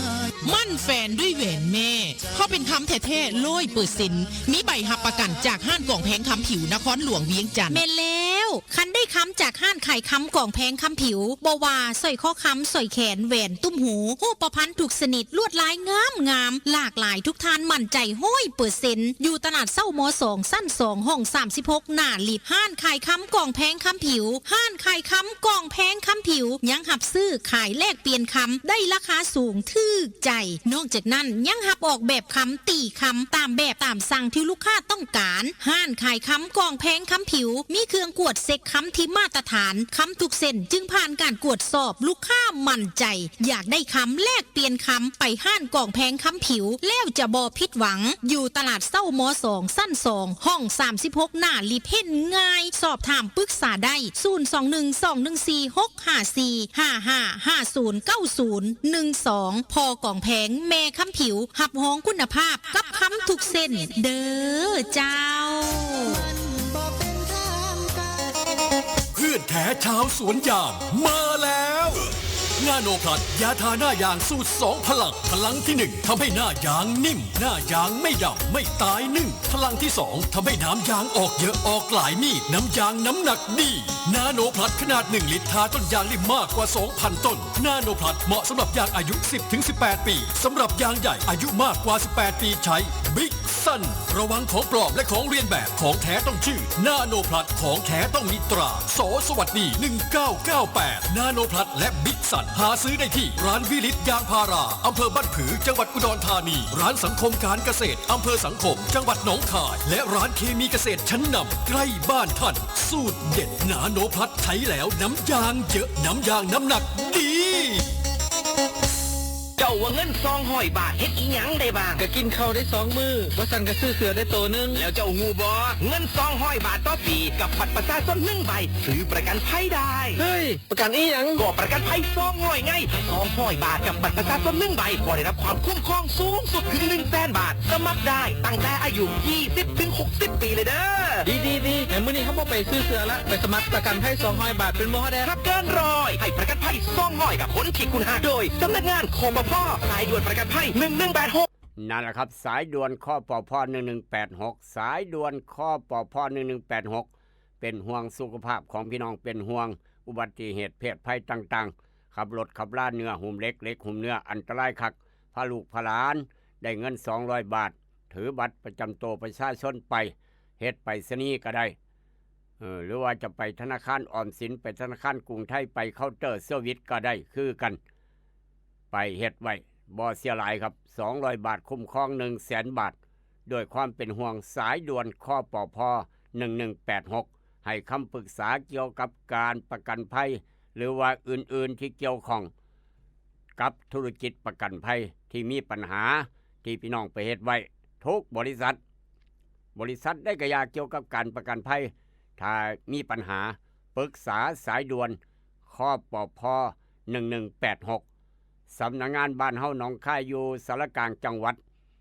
ตึกด้านหลังครับสารกลางจังหวัดตึกด้านหลังสั้น2ขึ้นบันไดช่วงกลางย่างขึ้นไปสั้น2ปั๊บเบิ่งทางซ้ายเห็นรถ0ข้อปอพอ1186โตใหญ่เทเลอร์ไปมาหาง่ายสะดวกสบายเลี้ยวซ้ายปั๊บสั้น2เห็นรถครับอยู่สารกลางสั้น2ตึกด้านหลังบันไดตรงกลางย่างขึ้นไปปั๊บสั้น2เหลียวเบิงเห็นรถคอปอพอโตสีขาวใหญ่เทเลอร์ใหญ่ขนาดบนใหญ่ธรรมดานั่นคือห้องสำนักงานเพิ่นอยู่หั่นพี่น้องย่างเข้าไปปรึกษาเพิ่นได้แต่ละมื้อพี่น้องไปปรึกษาหลายผู้ละคนครับทั่วทั้งจังหวัดหนองคาย9อำเภอแม้กระทั่งบึงกาฬก็มาปรึกษาหรือว่าบ่คักโทรก็ได้สายด่วนคอปพ1186ครับด้วยความเป็นห่วงไปเฮ็ดไว้บ่สิหลาย200 บาทค่าคุ้มครอง 100,000 บาทบ่ว่าอุบัติเหตุหรือว่าด้านสุขภาพรถแต่ละคันพี่น้องใกล้จะสิ้นปีหรือว่ากลางปีป้ายวงกลมเบิดระบป้ายทะเบียนเบิดระบพรบเบิดระบไปเฮ็ดไว้เด้ออย่าให้เบิดเดี๋ยวมีปัญหาครับด้วยความเป็นห่วงสายด่วนคอปพ1186ฝากพี่น้องไว้แต่ว่าอยากได้เบอร์โทรศัพท์อูดเนื้อสดอยากได้เบอร์โทรศัพท์อูดเนื้อสดสั่งเนื้อเอาหลายปันใดโทรหาอูดเนื้อสดได้ทางโค้งบ้านพันเผา095-329-5764ครับ095-329-5764นั่นคืออูดเนื้อสดอยากได้เบอร์โทรศัพท์สำรองโต๊ะสวนอาหารครบวงจรอ่อนซ่อนบ้านคาเฟ่อยากกินกาแฟอยากไปฉลองตำแหน่งมีคาราโอเกะให้ร้องพร้อมฉลองตำแหน่งพร้อมทุกตำแหน่งทุกขบวนทาโทรหาอ่อนซ่อนบ้านคาเฟ่สำรองโต๊ะกับเจลักกี้หรือว่าคุณยายพันธุ์อีสานบ้านทุ่งแห่งบ้านโคกนงแวงลูกหลานผู้ใหญ่วิชัยครับเบอร์โทรศัพท์เบอร์นี้รถ082-457-1145 ครับสำหรับพี่น้องที่อยากได้นาโนพัดบีกสั้นคนสวนยางกำลังกรีดยางน้ำยางไหลบ่ดีไหลบ่คักนายางแข็งนายางตายหนึ่งเฮ็ดให้นายางนิ่มนายางบ่ดำบ่ตายหนึ่งใส่นาโนพัดกับบีกสั้นครับยาท่านายางสูตร2พลังเฮ็ดให้นายางนิ่มกรีดง่ายน้ำยางไหลออกมาดีไหลออกมาหลายออกหลายมีดพร้อมอีกต่างหากใส่นาโนพัดกับบิ๊กซันมีจำหน่ายขายกันอยู่ร้านแต่การเกษตรแต่เอี่ยมเฮงทางสีช่องใหม่หรือว่าสังคมร้านสังคมการเกษตรอำเภอบ้านผืออยู่ร้านวิลิตอย่างพลาอำเภอบ้านผือแนวดีมีประโยชน์เอามาฝากกับรายการเอิญลูกปุ๊กให้เตือนครับเอาละครับได้เวลาไปเอาบุญน้ำกันได้เวลาช่วงเวลาไปเอาบุญน้ำกันกับยาสีฟันหมอจุฬากาแฟดรเจพาพอตู้แม่ใหญ่แม่ป้าพลุงที่เคารพศรัทธาท่านพระอาจารย์นัดวัดธรรมแก้วพี่น้องบ้านนาโพครับท่านพระอาจารย์นัดวัดธรรมแก้วเพิ่นจะเฮ็ดผ้าป่าทอดผ้าป่าวันที่30 เมษาเป็นมื้อตั้งผ้าป่าเบิดมื้ออยากตั้งโรงทานอยากเฮ็ดต่อยอดผ้าป่า30 เมษาตั้งกองผ้าป่าเบิดมื้อวันที่1 พฤษภายามว่าเช้าถวายปัตตาหารเช้าเรียบร้อยทอดผ้าป่าไปต่อยอดผ้าป่าน้ำกัน30 เมษาตั้งกองผ้าป่าอยู่วัดธรรมแก้วบ้านนาหลวงตำบลคำหลวงอำเภอบ้านผือวันที่1 พฤษภาถวายปัตตาหารเช้าเรียบร้อยถวายกองผ้าป่าทอดผ้าป่าไปต่อยอดผ้าป่าน้ำกันไปกินข้าวลงทานน้ำกันทางวัดธรรมแก้วบ้านนาหลวงตำบลคำหลวงอำเภอบ้านผือท่านพระอาจารย์นัดแจ้งมาหาพี่น้องเบิดสู่กันคนอย่าลืมไปร่วมทำบุญน้ำกันเด้อพระอาจารย์นัดพระอาจารย์วินัทพระอาจารย์นัดลูกหลานพี่น้องบ้านนาโพพี่น้องบ้านอุ้มเย็นบ้านทมหูจักดีบ้านนาโพหูจักดีบ้านเสียวหูจักคักทางบ้านไร่ดอนไผ่โพตากพ้นทองสีชะไมบ้านหมอหูจักดีท่านพระอาจารย์นัดวัดธรรมแก้วบ้านนาหลวงตำบลคำหลวงอำเภอบ้านผืออย่างนี้แหละก็บอกต่อกันไปเอาบุญน้ำกัน30 เมษามื้อตั้งผ้าป่า1 พฤษภามื้อทอดผ้าป่าอย่าลืมบอกต่อกันไปวัดธรรมแก้วบ้านนาหลวงตำบลคำหลวงอำเภอบ้านผือ และก็เมื่อวานพี่น้องมาร่วมทำบุญทางดอนป้าเปื่อยสร้างลานธรรมหลวงพ่อพระไสยหลวงพ่อองค์เตอร์ครับเมื่อวานนี้พี่น้องบอกว่ามาจากทางบ้านนาโพครับมาจากบ้านนาโพ 2,000 กว่าบาท 2,000 กว่าบาทนี่มาร่วมสร้างลานธรรมหลวงพ่อพระไสยหลวงพ่อองค์เตอร์ต่ออายุพร้อมแล้วก็มาบวงสรวงพร้อมอีกต่างหากให้โชคให้มานให้ประสบความสำเร็จเด้อเพิ่นว่ารวมทำบุญนำ 2,000 กว่าบาทเมื่อวานอนุโมทนาสาธุนอกจากนั้นสำหรับพี่น้องอยากร่วมทำบุญเทพื้นคอนกรีตสำเร็จกับทางพี่น้องบ้านดอนขนุน100 บาท200 บาทตามกำลังศรัทธาเหลืออีกบ่กี่บาทจะครบ 30,000 บาทใส่งบประมาณทั้งเบิด 30,000 เทคอนกรีตเสริมเหล็กรอบเมนบ้านดอนขนุนครับพี่น้องบ้านดอนขนุนบ้านบางกอกน้อยบ้านลุมพินีแถวบ้านด่านศรีศกอยากร่วมทำบุญเป็นเจ้าภาพอานิสงส์ใหญ่บุญกองใหญ่ไปหาอบต.สายก็ได้บ้านดอนขนุนแม่คู่วันก็ได้ทางบ้านดอนขนุนหรือว่าพี่น้องพันไปพันมาพัดตู้เม็ดตู้มาเฮ็ดบุญดอนป้าเปื่อยพร้อมแล้วก็มาเฮ็ดบุญสร้างเมนเทคอนกรีตเสริมเหล็กรอบเมนบ้านดอนขนุนก็ได้คือกันแล้วก็ฝากหาพอดตู้นี่คือบุญกุศลอีกกองหนึ่งครับพี่น้องมีไม้เสาอาจจะพอแล้วครับไม้เสาเก่าไม้จันหล่อนเสาโบราณพี่น้องมาบริจาคกันเต็มครับมาบริจาคกันเต็มแต่ว่าอยากไม้เก่าๆนั่นคือไม้แป้นแอมเก่าๆยาวประมาณ60 เซน70 เซนครับถิ่มไว้อยู่ข้างเฮือนข้างบ้านบ่มีประโยชน์หยังพี่น้องเอามาบริจาคร่วมทำบุญจะได้เฮ็ดป้ายมาเขียนป้ายยาสมุนไพรของดอนป้าเปื่อยติดกับเสาพี่น้องมาบริจาคเสาแล้วหลายแล้วครับเสาแต่ว่าขาดแป้นอยากได้ขนาดทอกับไม้แป้นแอมเฮือนเก่าๆถิ่มไว้อยู่ข้างเฮือนข้างบ้านแผ่น1 2 แผ่นความยาวประมาณ65 เซน70 เซนเมตรหนึ่งพี่น้องเอามาครับมารวมบริจาคก็ได้บุญได้กุศลคือกันเด้อพอตู้แม่ตู้ดีก็ปล่อยให้ปวกจอถิ่มครับดีก็ปล่อยให้ปวกกินถิ่มอยู่ข้างเฮือนข้างบ้านไม่แป้นแอมบ่แม่นไม่แป้นปูนี่ครับอยากได้ไม่แป้นแอมบางๆนะแป้นแอมโบราณถิ่มไว้ปวกก็กินเอามาบริจาคคนละ2 แผ่น3 แผ่นถือมาเที่ยวดอนป้าเปื่อยพร้อมถือมาบริจาคนั่นกับบุญอีกกองหนึ่งเพื่อลูกหลานจะได้มาเขียนซื้อสมุนไพรติดไว้ให้ลูกให้หลานได้อ่านได้มีความรู้นำกัน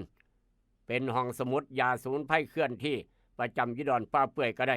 นี่คือบุญกุศลอีกกองหนึ่งเด้อพอตู้อนุโมทนาสาธุบุญล่วงหน้าอย่าลืมบอกต่อกันไปไม่แป้นแอมแผ่น1 2 แผ่นยาว60 70ยาว1 2 เมตรพอได้ใส่รถมาได้ง่ายๆสบายนั่นแหละครับถือมาลูกหลานจะมาทำความสะอาดมาล้างเอาแล้วก็มาทาสีมาเขียนป้ายคือจังพี่น้องเห็นตัวอย่างยุดอนป้าเปื่อยในวันนี้เกิดจากพี่น้องศรัทธามาบริจาคกัน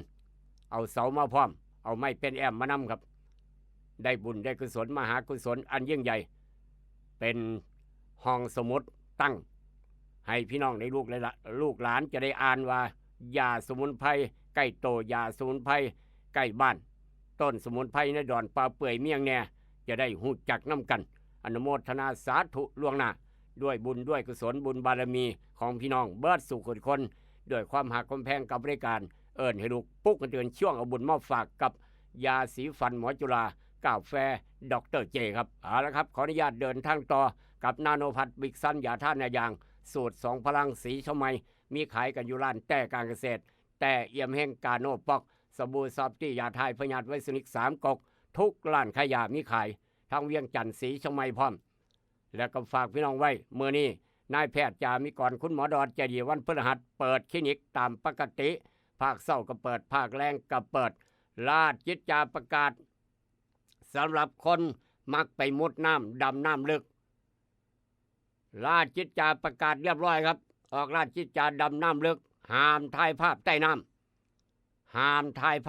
ำเว้นแต่สำหรับคนผ่านหลักสูตร คนผ่านหลักสูตรแล้วก็มีประสบการณ์40ได้สามารถถ่ายภาพใต้น้ำได้นี่คือราชกิจจาออกแล้วเทเลอร์ทลาคือจังไทเฮาเจ้าข่อยนี่ครับเอากล้องถ่ายรูปใต้น้ำไปถ่ายพร้อมมุดน้ำไปเบิ่งปลาการลังไปเบิ่งปลาน้อยปลาใหญ่ปลาซิวอ้าวปลาถดทงปลากระแยงน้ำทะเลยังก็ว่ากันไปปลาฉลามยังก็ว่ากันไปครับถ้าบ่ได้ผ่านหลักสูตรบ่มีประสบการณ์ห้ามถ่ายภาพใต้น้ำครับ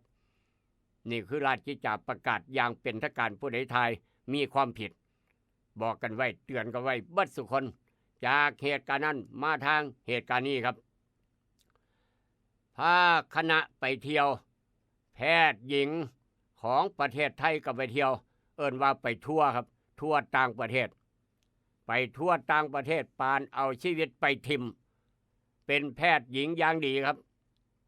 จากอุบัติเหตุพาคณะทั่วไปเที่ยวประเทศปากีสถานพาคณะทั่วไปเที่ยวประเทศปากีครับแพทย์หญิงคนไทยตายเสียชีวิตปานเอาชีวิตไปทิมจากอุบัติเหตุหินถล่มใส่รถในขณะรถแล่นถนนครับรถแล่นผ่านถนนบาดนี้2ข้างเป็นภูเขาหินกิ่งโครกตกบึ้มบั่มลงมาทับรถคณะไปเที่ยวปากีสถานเฮ็ดให้แพทย์หญิงคนไทยต้องสังเวยชีวิตครับสุดเศร้านี่คือไปเที่ยวต่างประเทศเบิดเนสิวาครับลมหายใจจากเหตุการณ์นั้นมาทางเหตุการณ์นี้กับยาสีฟันหมอจุฬากาแฟดรเจอุบัติเหตุเพศภัยเกิดขึ้นได้ทุกเสี้ยววินาทีอย่ามองข้ามด้วยความเป็นห่วงกับสายด่วนข้อปพ1186นี่คือรถเฟอร์รารี่ครับ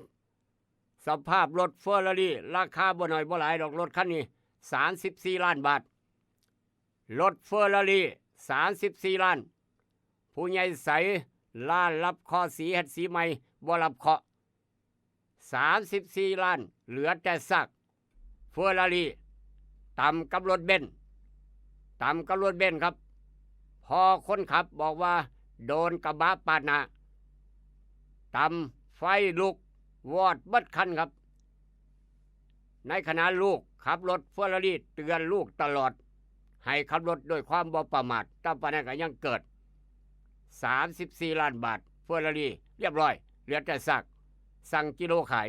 ายอะไรเขาเสี่ยงกงครับป๊าดโทมมุนคักมุนแน่เถอะเนาะกองอ้อยเนาะถือไฟไหม้พร้อมโอ้โถพี่น้องเอ้ยรถเบนซ์ก็พอรถเบนซ์ใหม่เฟอร์รารี่ก็กองอ้อยเนาะโอ้ยเบิดแน่สิว่านี่คือคำว่าขับเร็วเกินพิกัดขับด้วยความประมาทอย่ามองข้ามความปลอดภัยครับเขาบ่มาตำเฮาก็ไปตำเขาอุบัติเหตุเพศภัยด้วยความเป็นห่วงสายด่วนข้อปพ1186ไปเฮ็ดประกันภัยไว้อย่ามองข้ามจากเหตุการณ์นั้นมาทางเหตุการณ์นี้เมื่อกี้ไฟไหม้รถย้อนรถต่ำกันราคา34ล้านบาทเหลืออยู่34บาทประมาณนั้นจาก34ล้านขายได้อีกจากกิโลพี่น้องเอ้ยสั่งกิโลขายนี่เนาะนี่กับไฟใหม่โรงแรมดาราเทวีครับไฟใหม่โรงแรมดาราเทวีโรงแรมดังทางจังหวัดเชียงใหม่เรียบร้อยอันนี้ก็ได้เอาขออนุญาตรับสายแม่นอย่างนอกควรให้หอยอีกบ่นอนี่เนาะสวัสดีครับครับอาจารย์ครับครับผมว่าอาจารย์ได้แถวเบิ่งเวียงเบิ่งคงก็ไม่เงียบเชียบแต่อาจารย์ฮะบ่มีหยังเลยว่าบ่มีถนนคนเดินเนี่ยบ่ครับเอ้าบ่มีหมดมีแนงไตเนี่ยวะ ผมเห็นแต่ละลูกชิ้นกับทอดฮอทดอกอะไรอย่างนั้นมื้อใดเพิ่นจัดทุกมื้อใดเพิ่นจัดตลาด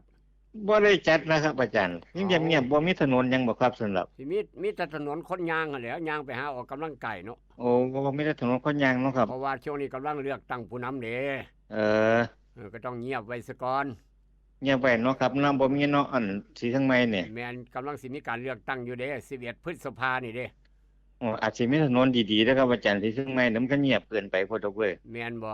ครับจักคนหนีไปใส่เบิดเว้ยอยู่นั่นล่ะอยู่นี่มันร้อนเพิ่นบ่ออกไปร้อนครับขอบคุณแล้วครับอาจารย์ครับผมสวัสดีครับอากาศร้อนอาจารย์ครับก็เลยบอกไปพุ่นนะอ่อนซ่อนบ้านคาเฟ่พุ่นนะ ไปอ่อนซ่อนบ้านคาเฟ่ผู้ใหญ่ใช้สีดน้ำต้อนรับรถอาบน้ำตามนั่งกินกาแฟแซ่บๆอากาศเย็นสบายทางอ่อนซ่อนบ้านคาเฟ่เว้าเรื่องไฟใหม่โรงแรมพี่น้องเอ้ยนี่แหละครับไปนอนโรงแรมก็ต้องระมัดระวังเด้อย่านอนหลับสนิทหลายย่านครับย่านไฟนี่ละย่านไฟใหม่แบบนี้ละพี่น้องจะได้หอบเสื้อหอบผ่านแลนลงจากสันนันสนีแลนหนีไฟใหม่อันตรายคักตี 2ครับตี 2มื้อคืนนี่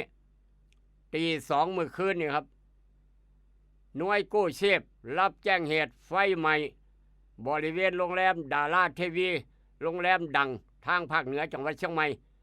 ในขณะมีการระดมรถดับเพลิงเจ้าหน้าที่เข้าควบคุมสถานการณ์อย่างเร่งด่วนโอ้กำลังนอนหลับตี 2เนาะตี 2ครับของคืนวันที่23ที่ผ่านมาครับแรงกันนี้จาละวันจักไผเป็นไผละช่วงนั้นบอกว่านอนอยู่สั้นได้จะต้องหนีไว้ก่อนไฟใหม่ครับอันตรายคักบ่เพราะฉะนั้นนอนโรงแรมกับผวา1ย่านแผ่นดินไหว2ย่านไฟใหม่อันตรายคักอย่ามองข้ามความปลอดภัยเตือนลูกหลานพร้อมเตือนพี่น้องน้ำครับอยู่เฮือนอยู่บ้านเจ้าของพร้อมอาการร้อนวันนี้เปิดพัดลมเปิดแอร์มีโอกาสพัดลมใหม่ได้ร้อนได้อย่าชะล่าใจอย่าประมาทก็แล้วกันปักฟืนปักไฟการน้ำร้อนเตาเลียดเบิ่งคักๆจุดไฟอยู่หิงพระหั่นพระเบิ่งคักๆอย่ามองข้ามอย่าเผลออย่าลืมข่าว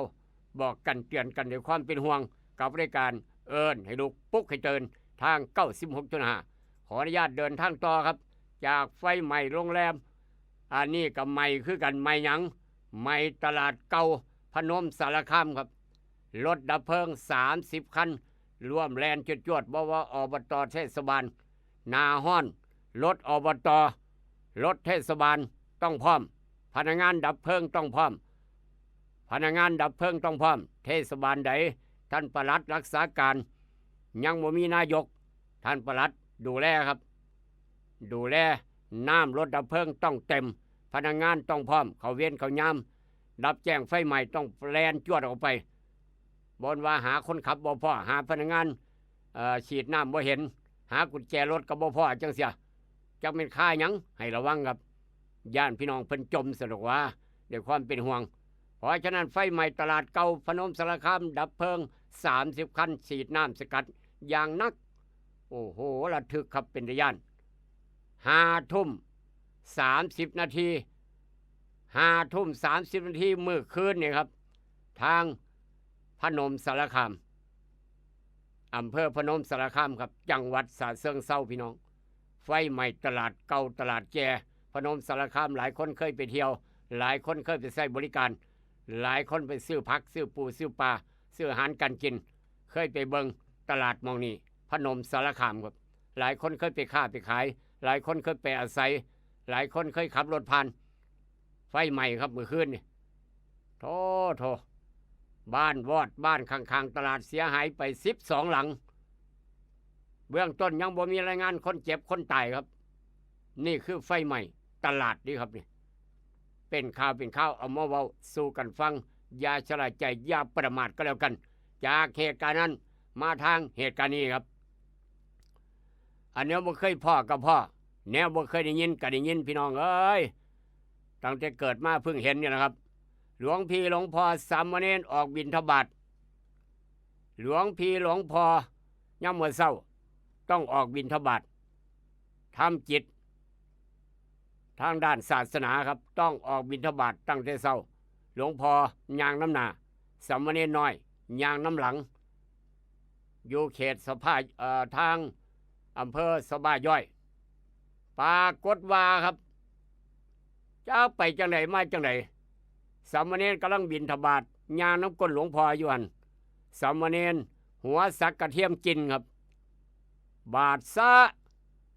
ถูกปืนยิงครับเสียให้สามเณรบิณฑบาตแล้วก่อนก็บ่ได้เนาะขนาดพระสามเณรกำลังบิณฑบาตกำลังปฏิบัติภารกิจทางด้านศาสนา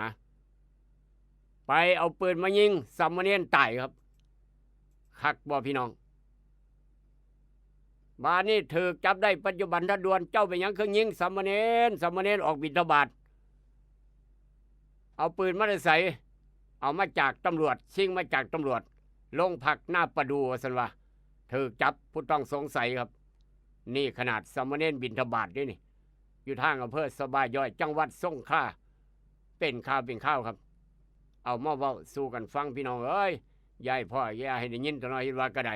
ขนาดพระสามเณรก็ยังฆ่านี่คือทางอำเภอสบายย่อยจังหวัดสงขลาครับมื้อวานนี้เป็นข่าวบ้านเฮาเจ้าข่อยภาวนาอย่าให้เป็นจังซั่นก็แล้วกันจากเหตุการณ์นั้นมาทางเหตุการณ์นี้ครับหลังจากแผ่นดินไหวพี่น้องหลังจากแผ่นดินไหวครับปรากฏว่าทางโยธาทางกรุงเทพประกาศอย่างเป็นทางการอีกรอบหนึ่งประกาศอย่างเป็นทางการอีกรอบหนึ่งหลังจากโยธาตรวจตึกสูงในกรุงเทพในเมืองหลวงหลังจากสตง.ถล่ม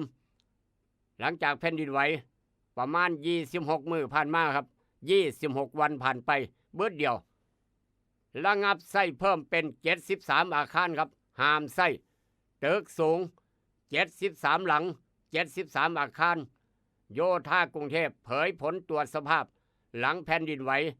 26 มื้อผ่านไปใช้งานได้ตามปกติ 9,098 อาคารครับส่วนเสียหายปานกลางใช้งานได้484อาคารงดใช้73อาคารครับย้อนแผ่นดินไหวด้วยครับนี่ตึกสูงว้ายเฮ็ดจังได๋ล่ะบาดนี่เอาเป็นข่าวเอามาเว้าสู่กันฟังครับ73หลัง73อาคารห้ามไปใช้บริการจากตึกถล่มจากตึกล้าวตึกแหงห้ามใช้ได้กับบ่เป็นหยังใช้งานปกตินี่เพิ่นตรวจสอบเรียบร้อย26 มื้อผ่านไปติดตามตอนต่อไปว่าจะมีเพิ่มเติมบ่ออกมาอีกบ่ต้องติดตามครับจากเหตุการณ์นั้นมาทางเหตุการณ์นี้นี่ขับรถย้อนหลับในครับขับรถเมาเลยจะขับแล้วจะเมาง่วงเลยจะขับแล้วจะง่วงบอกจังได๋ก็บ่ฟังเกิดเหตุสลดรถกระบะเสียหลักแล่นน้ำถนนดีๆบ่แล่นลงข้างถนนตกลงไปในเหวลึกข้างถนนโมนี้ลึกขนาดเป็นเหวลึกแล่นควกคากบูปลาลงไปบูปลาลงไปควกคากปีนตีลังกาตั้งหลักแล่นต่อปรากฏว่าไปต่ำต้นไม้อยู่สักมักต่ำต้นไม้อยู่ซอยม้อยคนขับตายคาที่ครับคนขับตายคาที่ย้อนว่าถนนคดเคี้ยวหลับในบ่ยอมเลี้ยวตามถนนเหตุมันก็เลยเกิดเหตุสลดล่มหายใจจากรถมนต์พร้อมอยู่ทางบ้านใดเมืองใดภาคเหนือในเขตอำเภอแม่ในเขตจังหวัดเชียงรายครับถนนสายหลักระหว่างเชียงรายไปเชียงใหม่เห็นบ่ล่ะครับเป็นจังซั่นเด้ตกเหวบริเวณดงมะคะอยู่ในพื้นที่บ้านห้วยซ่านจังหวัดเชียงรายครับเป็นข่าวเอามาเว้าสู่กันฟังนี่คืออุบัติเหตุเพราะฉะนั้นจรวดทางเรียบขับรถตู้พาลูกค้าพาทั่วไปเที่ยวต้องระมัดระวังหลับในอย่าขับง่วงแล้วอย่าขับก็แล้วกันบอกกันเตือนกันตลอดจากเหตุการณ์นั้นมาทางเหตุการณ์นี้มีตั้งแต่อุบัติเหตุพี่น้องเอ้ยมีตั้งแต่อุบัติเหตุครับนี่ก็ทางเขตเมืองขอนแก่นรถเทรลเลอร์พี่น้องเข้าใจเขาว่ารถเทรลเลอร์ขนรถบรรทุกขนรถแมคโครครับบ้านเฮาเอิ้นว่ารถแมคโครภาษาอย่างทางการเอิ้นว่ารถแมคโครรถเทรลเลอร์ขับไปตาม GPS GPS พาไปเพราะว่าบ่ฮู้จักทางครับบ่เคยมาขอนแก่นจักเทื่อตั้ง GPS เอารถแมคโครจะไปขุดสระให้พี่น้องบ้านนั้นบ้านนี้ตำบลนี้บ้านนี้ตั้ง GPS ให้ GPS พาไปปรากฏว่ารถเทรลเลอร์คนขับเทรลเลอร์ขับไปทุกข์ก็คักตายก็คัก GPS พาไปครับเข้าเมืองเข้าซอยน้อยซอยแคบไป GPS เนาะนี่เนาะอีพอเอ้ยเข้าซอยน้อยซอยแคบผ่านทงไห้ทงหน้าผ่านหัวผ่านสวนผ่านเมืองไปปรากฏว่าไปเกี่ยวสายไฟครับ GPS พาไปหลายคนเคยใช้บริการ GPS าไปน้ำหัวน้ำสวนน้ำไม้น้ำลัดปลามันสำปะหลังไปสารพัดปลาก็ว่ารถเทรลเลอร์รถคันใหญ่บ้านนี้แมคโคร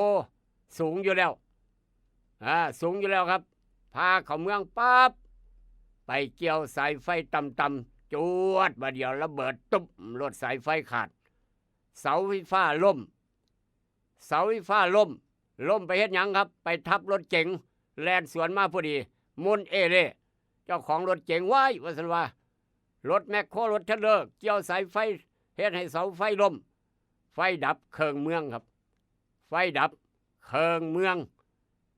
ทางอยู่ในเขตอำเภอเมืองขอนแก่นด้วยครับนี่คักบ่ล่ะพี่น้องบ้านนี่ยากบ่ล่ะครับจากเรื่องน้อยกลายเป็นเรื่องใหญ่ย้อน GPS พาไปถนนสายไฟผ่านถนนต่ำคนขับอย่างเดียวครับจวดบาเดียวเท่านั้นละระเบิดตุ๊บเสาไฟฟ้าล่มบ่ล่มธรรมดาทับรถเก๋งอีกต่างหากว่าจากเรื่องน้อยกลายเป็นเรื่องใหญ่ว่าผู้จัดการใหญ่ว่าขาดทุนแล้วงานรับเหมางานเนี่ยขาดทุนคักๆผมเป็นจังสันพร้อมประสานงานหน่วยกู้ภัยโรงพยาบาลขอนแก่นจิตกุศลขอนแก่นการไฟฟ้าภูมิภาคเจ้าหน้าที่ตำรวจจราจรทำการจัดการจราจรในเขตเมืองครับเมื่อวานนี้โอ้โหจราจรติดขัดยุ่งขนาดสายไฟมุนเอเล่ย้อนเทรลเลอร์แมคโครเกี่ยวสายไฟครับผู้ใดขับรถแบบนี้เข้าเมืองเขาให้เขาหน้าต้องระมัดระวังนี่เด้ออย่ามองข้ามความปลอดภัยครับย่านขาดทุนในการรับเหมาสนอกว่าย่านถึกปรับถึกไหมครับล้มหายตายจากพร้อมอีกต่างหากจากเหตุการณ์นั้นมาทางเหตุการณ์นี้ครับเป็นข่าวมาต่อเนื่องเกี่ยวกับความจริงปรากฏอาจารย์ทองบอกว่าเมื่อความจริงปรากฏคนทุจริตลอกข้อสอบได้ปริญญาหยังกะยาต้องถูกเพิกถอนปริญญาครับผู้ใดทุจริตผู้ใดเอาข้อสอบไปให้หมู่ลอกหรือว่าไปสอบแทนคนอื่นแม้กระทั่งทุจริตหยังกะยาถ้าจับได้ว่าเจ้าระดับปริญญาจบมาจากสถาบันมุนีต้องถูกเพิกถอนปริญญาบัตรนั่นเห็นบ่ครับถ้าความจริงปรากฏนะเป็นข่าวเป็นอุทาหรณ์สอนใจสำหรับคนกำลังเฮ็ดเด้อเฮ็ดแนวบ่แม่นทุจริตต่อหน้าที่ทุกอย่างทุกแนวย่านถือเพิกถอนปริญญาสะดอกว่าเมื่อความจริงปรากฏเว้าแค่นี้พี่น้องเข้าใจครับจากเหตุการณ์นั้นมาทางเหตุการณ์นี้อากาศร้อนคัก22 เมษายนที่ผ่านมาช่วง 20:47 นาทีครับไฟฟ้าคนพี่น้องบ้านเฮาทั่วประเทศไทยอากาศร้อนสะสมเปิดแอร์เปิดเครื่องปรับอากาศเปิดพัดลมครับไฟฟ้าสูงขึ้นไปถึง 34,130 เมกะวัตต์เกิดขึ้นวันที่22 เมษายน 2:47 นาทีถือว่าสูงที่สุดในหลายเดือนครับสูงที่สุดในรอบเดือน 34,130 เมกะวัตต์ย้อนอากาศร้อนแต่ละคนเปิดพัดลมแต่ละคนเปิดแอร์เป็นจังสั้นนี่คืออากาศร้อนครับคณะกรรมการพลังงานแห่งชาติได้รับรายงานจาก3การไฟฟ้าอากาศร้อนพี่น้องใส่เครื่องปรับอากาศเปิดพัดลมเปิดแอร์หลายคักเป็นข่าวเอามาเว้าสู่ฟังนั่นคือย้อนอากาศร้อนครับจากเหตุการณ์นั้นมาทางเหตุการณ์นี้ต่างประเทศเจ้าหน้าที่ตุรกีแผ่นดินไหวครับเมื่อวานนี้ทางประเทศตุรกีแผ่นดินไหว 6.2 ลิกเตอร์เขย่าเมืองหลวงพร้อมอัฟเตอร์ช็อคสั่งพี่น้องอยู่ห่างจากอาคารครับนั่นคือทางประเทศตุรกีเป็นข่าว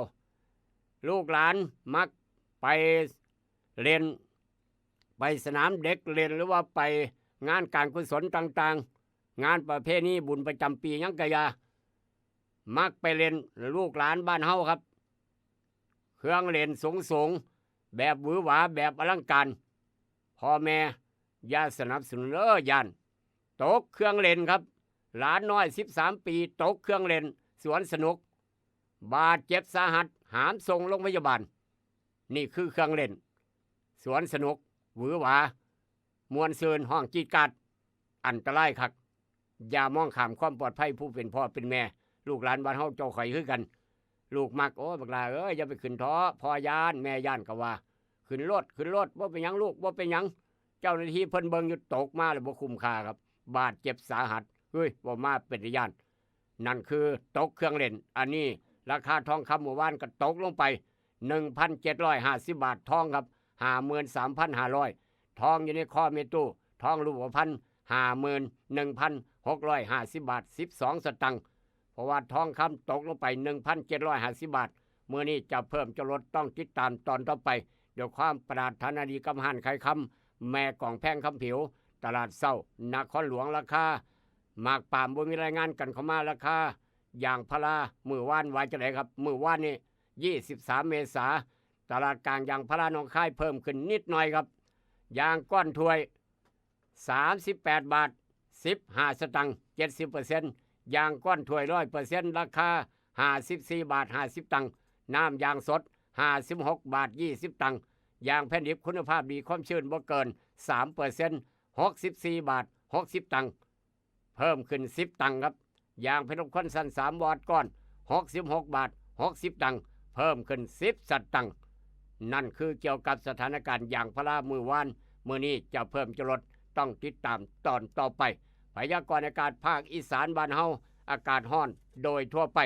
และก็มีอากาศร้อนจัดบางแห่งอย่าขาดน้ำก็แล้วกันโดยมีฝนฟ้าคะนอง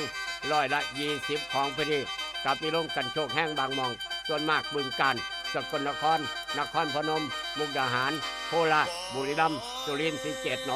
อุบลหนองคายบ้านเฮาบ่มีอากาศร้อนครับอากาศร้อน37 ถึง 40 องศาเอาอย่าลืมพาลูกพาหลานมาเที่ยวเล่นยืดดอนป้าเปื่อยจะได้เย็นสบายจะได้คลายร้อนน้ำกัน